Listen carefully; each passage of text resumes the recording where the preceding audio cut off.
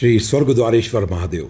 दक्ष प्रजापति ने एक बार सभी देवी देवताओं को आमंत्रित करके एक यज्ञ किया, लेकिन उसमें भगवान शंकर और माता सती को निमंत्रित नहीं किया। इससे सती माता क्रोधित हो गईं और वो अकेले ही उस यज्ञ में चली गईं। वहाँ पर भगवान शिव का अपमान वह सहन नहीं कर सकी और उन्होंने दक्ष का यज्ञ विध्वंस करके अपने प्राणों की आहुति वहाँ पर प्रदान कर दी।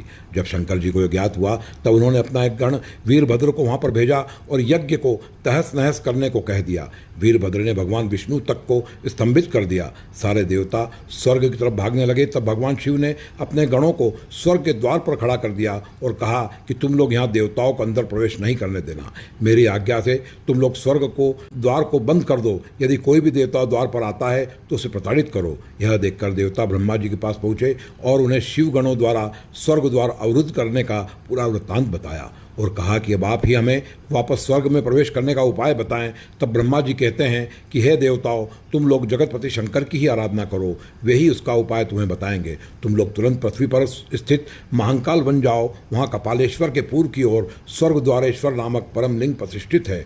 लोकानुग्रह के लिए स्वयं महादेव ने इस लिंग का निर्माण किया था। तुम सब शीघ्र वहाँ जाकर उस लिंग की उपासना करो। महादेव निश्चित रूप से तुम लोगों को इच्छित वर प्रदान करेंगे। देवता लोग तुरंत महाकाल बन आए और वहाँ जाकर उन्होंने सर्वप्रथम स्वर्गद्वार पर उस उत्तम लिंग का दर्शन किया। उस लिंग का दर्शन करते ही उनके लिए स्वर्गद्वार खुल गया और सभी देवताओं ने स्वर्ग की ओर प्रस्थान किया।